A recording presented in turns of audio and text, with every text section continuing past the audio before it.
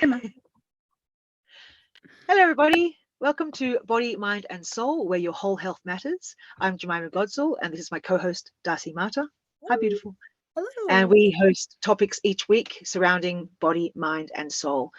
I also am an ambassador for Theraexpressions Meditation in Casper, Wyoming, and they're two mental health matters, and it's great to be an ambassador. Check them out at www.theraexpressions.com. So Darcy, this week we're going to talk about you are what you eat. Okay, so guilt trip. I had a bar of chocolate last night. I'm not talking about a bar. I'm talking about like a family size bar. Okay, I don't do this normally. I don't do this because I understand. I've learnt about how to eat properly, and it feels good, and to moderate. Everything's moderation. That's purely the whole thing. You can eat whatever you want as long as you moderate, exercise with it, and tiny small amounts, all that stuff. But I didn't. And this morning I woke up going, oh my God, I feel so sick. And I don't do that. And I felt it. And I was going, and I wanted to talk about this. I said this last week, Darcy, let's talk about something, food, cooking or something. And it's amazing how my body feels. My body was heavy. And I'm a Pilates instructor. And I'm like moving, and it was a challenging workout today. And I was like, oh my God, I just feel like swollen. And my mind goes off going, that was so unnecessary. So the critic comes in and goes, da, da, da, da, da. And I'm trying to think, it was fun. I don't do this all the time. It's not like don't be so mean on myself. And it didn't work. And so I thought we would discuss this, because it is moderation, because we can have chocolate. It's not to deny anything in our life, anything unless it's going to kill you. But to have, moderation is key. But why sometimes is it so? I have an overindulgent personality, but it's just, I'm suffering today. And I think it's very important we talk about moderation, but also that we can have everything we want within moderation, like to not deny anything. I think people who deny things, it's if that works for you, it works for you. That's okay. I'm not saying ban it, but I think people need to know you don't have to ban everything. You don't have to eat only this or eat only that. It's like you can have everything, but in moderation. And exercise is key. So Das, what am I going to do about my fat belly today?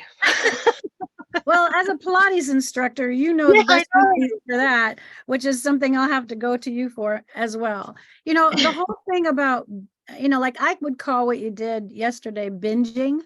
Yep. Like totally. You get something and you just like can't stop yourself. And so it was so good though. It was Cadbury. Yeah. I mean, personally, I am not a Cadbury fan. Yeah, sorry. Oh my goodness. All right. Yeah. Changing our relationship. I mean, don't get me wrong. I will eat Cadbury. It's good. I mean, it's far better than Hershey's. I'm not a Hershey's. That to me always just kind of tastes like wax. But everybody has their thing, and so I have a thing for chocolate, especially when I'm really tired. So what I have to do for myself is have it in my vicinity in small amounts so that I can never allow myself to get to that point. One of my favorite things is to get chocolate chips, dark chocolate chips. There's some really great companies that make really delicious dark chocolate chips. And so I have a little special dish that I put them in, and I eat them mindfully. I mean, I seriously eat them slowly so I can really taste it. Right? Right, yeah. Mindfully eating. A lot of times binging is an emotional thing that's going on, like we're either really happy or really excited, or we're in avoidance mode, or we're depressed, or we're angry, whatever. And we do emotional eating. And I mean, that for me is ice cream is emotional eating. So I don't even put ice cream in my freezer because, again, if it is in the freezer, I have a little special dish and I only let myself put this certain amount in. And that way I won't go back and refill it. And I eat it really slowly. The slower you go, the more you taste it, the better it tastes. The faster you go, if I eat it really fast, it's like I didn't taste it. Yeah. And so then I want more, that kind of thing.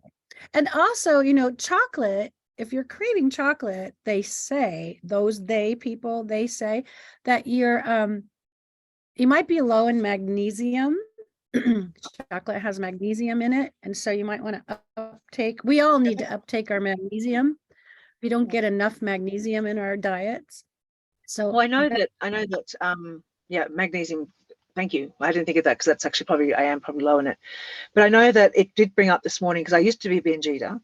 I used to have a major problem when I was a kid. Major. It used to be a major emotional reaction, and then it sort of became bulimic for a couple of, less than a year. And then I tried to become anorexic, didn't work. So it was, I tried all these things. It was terrible because I loved my food too much, couldn't stop the food. But it was, that was my addiction, was it sort of led to drugs. But my addiction then was food and overindulging. And Darcy, I always want more of everything, more love, more happiness, more this, more food, more this, more bigger. But it's amazing how it really brought up the binging fact of that emotional thing. But I thought it wasn't really emotional. It was just actually gluttonous. It was one of those things where I was just like hanging out and it was so good. But I think it was more felt like gluttony because I don't do it anymore. Do you know what I mean? But I did suffer this morning, which is the binge effects of like feeling my mental abuse, the feeling physically like, and I mean, it's just a change. Yeah, you're hungover the next day. Yeah. I don't know, Jemima, the term gluttonous is to me a judgment call from the church. I mean, it's like, you know what I mean? It's like one of the 7 deadly sins, that kind of thing. And so, right. If I had gotten a client who said that they are, dealing with gluttony, I would look at them as what emotions are they stuffing, and that the desire to keep having something that makes you feel good. You're raising your endorphin levels, you're raising all those levels for pleasure and enhancement, right? It all goes up. And so I would say, well, either, let's look at feeling safe with feeling good. Can you allow yourself to feel good just naturally? Like, wake up today, I feel good, go outside, take my deep breaths, I'm happy to be alive, I'm happy to be where I am. Or is there something missing and lacking? And sometimes it's just a reaction to stress. We're worried about money, or we're worried about our path, and we're worried about everything. And boy, does that chocolate taste good, because I'm not worried about the chocolate, I'll tell you that much. And then it raises your endorphin levels again. And so there's a lot of payoffs between the brain and the body and the emotions with eating. There's a lot goes on there. It's really complicated food. It is, isn't it? It's so complicated. And it's hard to learn. I found it very challenging to break the pattern until I discovered what exercise I enjoyed. And that was like when I was about 17, because I was always sort of didn't really find what I liked, and so it was like, better eat. Better to eat, And then when I was about, 16 or 17, I discovered a gym and aerobic classes, and I loved it. There was someone yelling classes, and I got to do whatever. I found my niche of what my body likes, and I became addicted to that type of thing. But it was a healthy addiction, and it started to balance out my food. And I realized I can actually have the same food, not as much, but balance it out with exercise. It was like this whole long journey. And it's people go, of course, duh, but it's not. Like when you're experiencing the binge eating, the emotional eating, it's hard to recognize the simple pattern, the simple remedy. It's hard to act into that simple remedy of exercise and balancing your food. But I remember it was so important to work out that, to understand I could still have what I loved, didn't have to cut out cheese, my favorite thing in the world. And if I overindulge a little bit, to work it off the next day, to go and have, work out and work a little harder maybe, or if I did overindulge, and just find this balance of healthy living, the whole Chasing Station is about body, mind, and soul. Like it's a whole collective energy of all three to have a healthy life. Right. And it doesn't mean you have to deny things. And I get frustrated sometimes with people who say, cut out this, cut out fats, cut out sugar, cut out. It's like, I understand sometimes health-wise people need to, but you don't have to. That's the thing. You don't have to. If you don't want to, you don't have to. Just in moderation and healthy eating within look at the back of the package things that you can't understand and read, don't buy it. Like, don't buy it. Yeah, if you can't pronounce it, you probably shouldn't Yeah. be eating it. Letters Right. and numbers, I don't think so. You know, like, what is that? So I don't know. I think it's Yeah, just you know, I think, you know, the fact that you said it's hard, I think I'm looking at the word hard when people say that to me. And now I've taken a whole new look at that when people say, well, it's really hard. And I think that things are really not hard. It's just that things that we say are hard require conscious effort. effort. Right. That's a good way of looking at it. Mindlessness, doing something like stuffing your face with whatever your issue is, cookies or whatever, that requires no conscious effort. You're Too just true. mindless. But something that requires conscious effort, I think, is what I want to replace the word hard with, or have. I like that. Yeah, I like that. It takes conscious effort. So if you notice that you are, you know, gravitating towards eating a specific food a lot, or behaving a certain way with a specific food a lot, you're now going to give yourself conscious effort to address it. Right. That makes a lot. What am I going to do now? Yeah, to address this. What am I going to do to address this? Right. So if that means, like, for myself, sometimes I go on right now I'm about to start again my no sugar ban, no sugar whatsoever, because I have a thing for sugar. Sugar is kind of my thing. You know, it's like, I like a little pick me up of a chocolate in the afternoon. I don't like sweet coffee. I do like sweet tea. I mean, you know, it's the sugar thing. Sometimes I notice it. People like to give me cakes and cookies and things. They like to give to me, and I'm like, ooh, that looks beautiful. Thank you. I'm gonna eat that now, right? So I have to do my no sugar thing, and when I do my no sugar thing, that means like no, I'll take it out. I'll make sure I read sauces, no ketchup. I have to read salad dressings, bread. I have to read what the ingredients. How long is this for? How long is this for? I do it for just a month. Okay. Okay. It's a pretty long time. It is a long time, because it takes, and this is so interesting about sugar, is it takes a week of adjusting. Right. Takes a week to adjust, because you have to read, and I get really conscious about what I'm eating.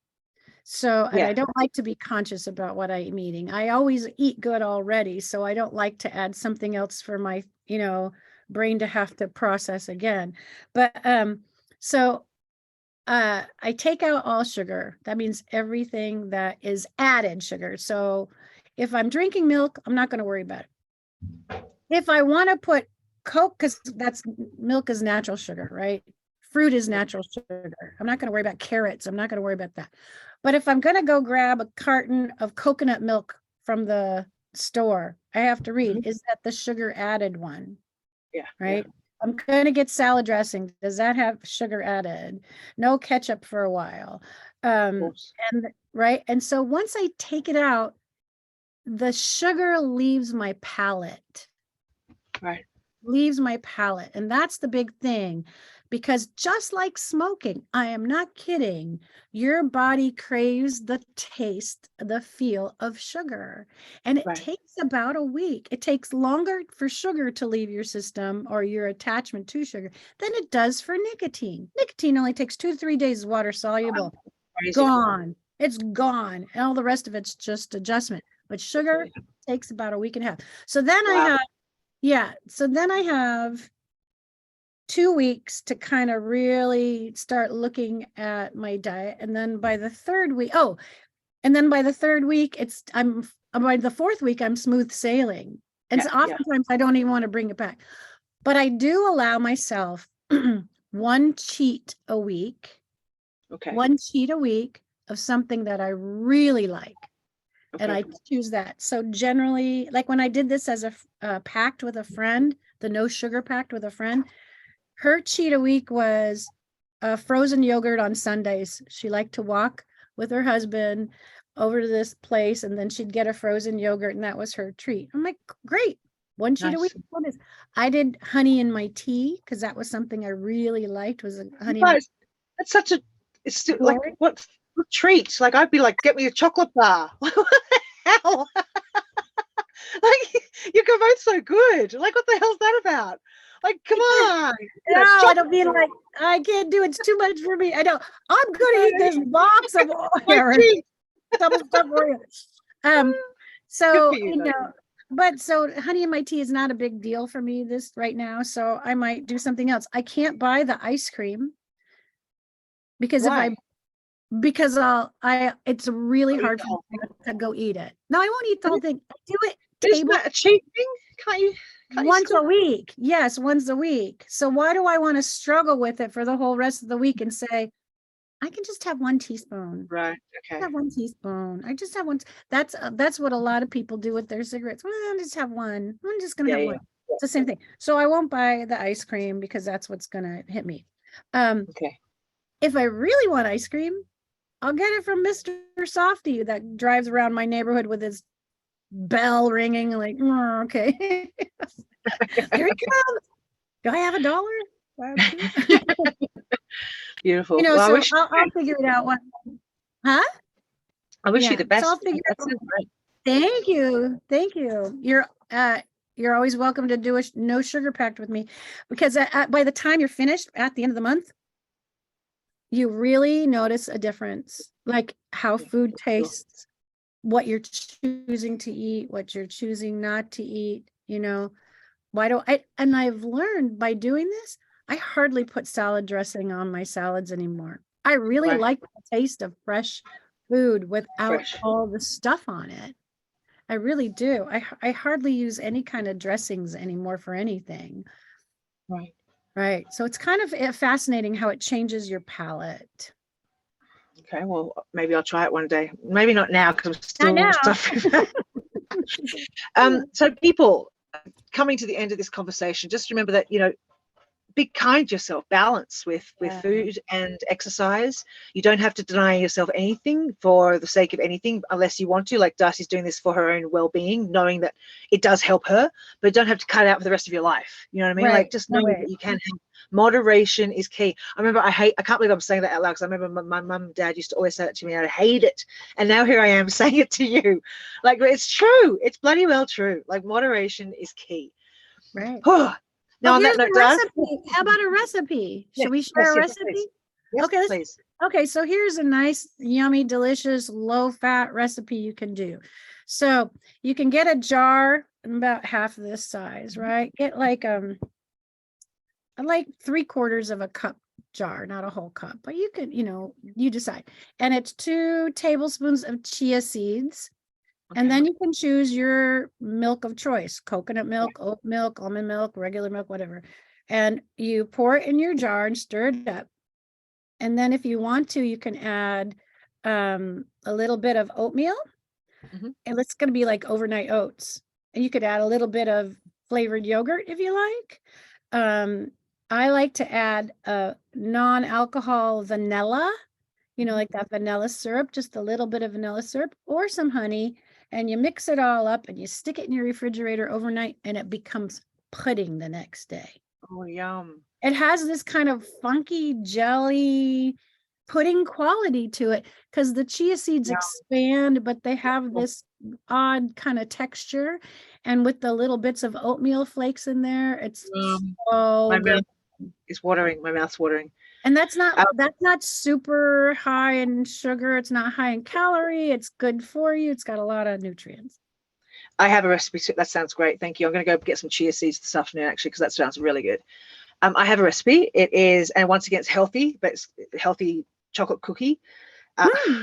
Yummy. It's a cup of oats, a cup of peanut butter, get the best quality you can, a cup of maple syrup, and then add your whatever. My chocolate chips is mine, which Darcy said, there's chocolate chips you can get. And for some reason, they're much healthier than chocolate. I don't get that. But anyway, like a chocolate bar. It always mystifies me. Or you can have nuts or cherries or whatever you want to put in there. You don't have to have chocolate.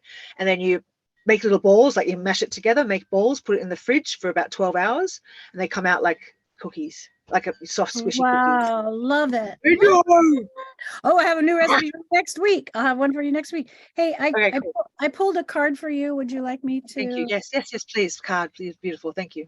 and we'll do it real quick because I realize our time is short. So I'm using John Holland's Psychic Tarot Oracle deck. Beautiful. All right. And while we were talking, number 6 fell out.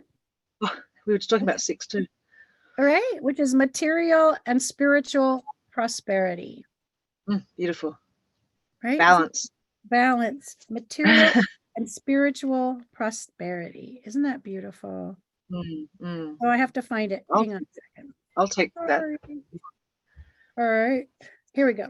So the number 6 physical card represents a peaceful, tranquil time when problems seem to actually disappear.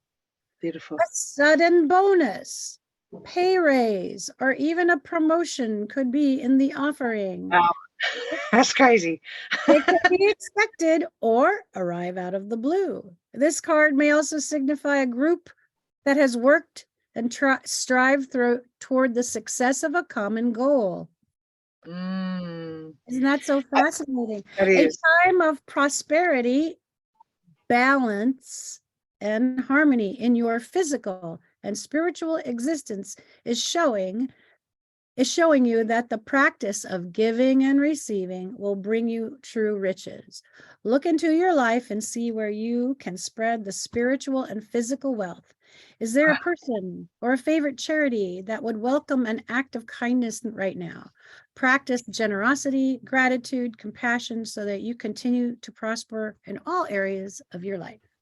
I just got goosebumps. Guys, I have to say, Darcy and I talked about something with my career just before, and it just fits to the T to that card. I'm not going to talk about it right now, but my God, Darcy, that's a bit of a trip. I know it is, isn't it? She's like, are you kidding me? I know, especially the whole thing about the group. Goosebumps. Right? About the group. Oh my gosh. Anyway, yeah. So secret between Darcy and I. Sorry, people. We love you. Thank you. Don't forget to like, share, subscribe. Thank you, Darcy. You're beautiful. And don't forget to eat healthy, everyone, and balance with some exercise. Mwah. Love you. Peace out. Now I've got to find, how do we turn this off with this new thing? Love you guys. Take care. Bye. Bye, Darcy.